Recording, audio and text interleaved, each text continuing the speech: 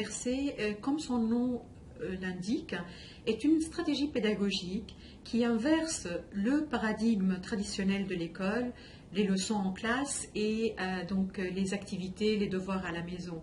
Donc elle se résume bien par une expression en anglais qui dit lectures at home and homework in class.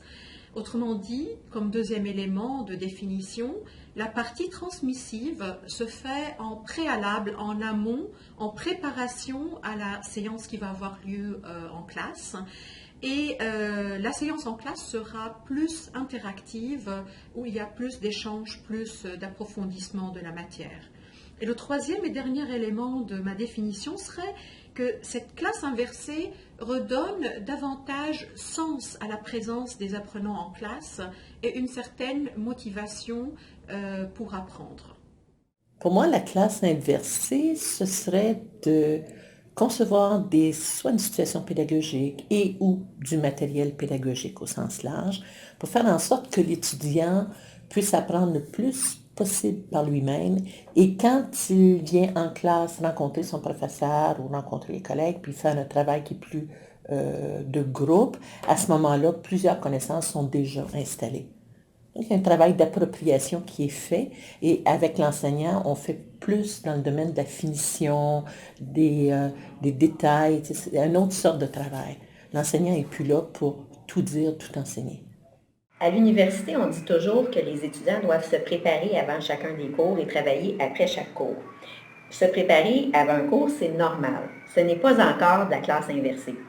La classe inversée, c'est d'aller plus loin que ça. Selon moi, c'est de faire en sorte que la théorie ou les éléments plus conceptuels doivent être vus par les étudiants de manière autonome avant d'arriver en classe. Et la classe devient un lieu de mise en pratique.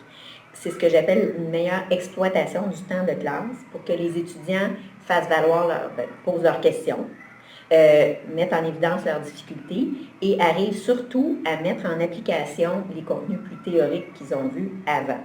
Donc, c'est plus que de se préparer à venir en classe, c'est d'avoir fait la théorie avant et de mettre en pratique au moment opportun dans la classe en mettant en valeur aussi les aspects collaboratifs que seule la classe peut procurer.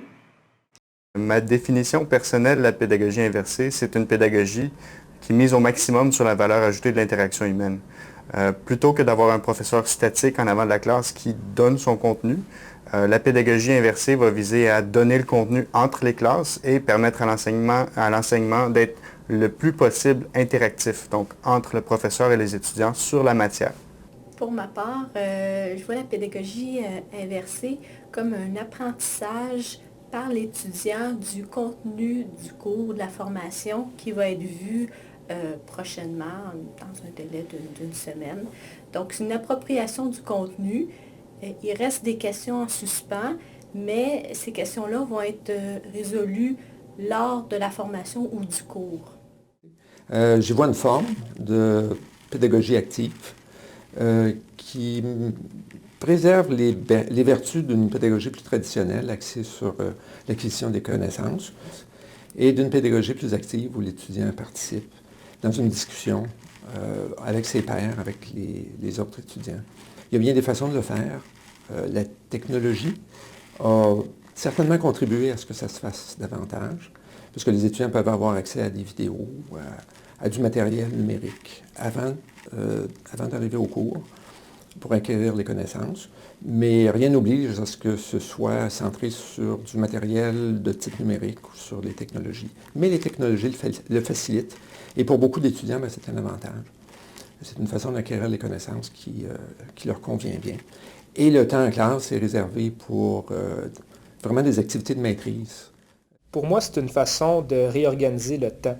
Alors, dans une pédagogie inversée, ce qu'on va chercher à faire, c'est déplacer des choses que l'on fait traditionnellement en classe en les envoyant vers le travail à la maison et vice-versa, prendre des choses que l'on peut demander ou en fait qu'on demande traditionnellement aux étudiants, on va l'amener en classe. Ça nous permet, dans le fond, d'envoyer à la maison les exercices ou les travaux que les étudiants peuvent faire de façon plus individuelle. Donc, par exemple, des lectures, se familiariser avec certaines notions. C'est des choses que les étudiants peuvent faire de façon individuelle à la maison. Ils n'ont pas besoin nécessairement d'avoir un contexte social pour réaliser cette tâche-là.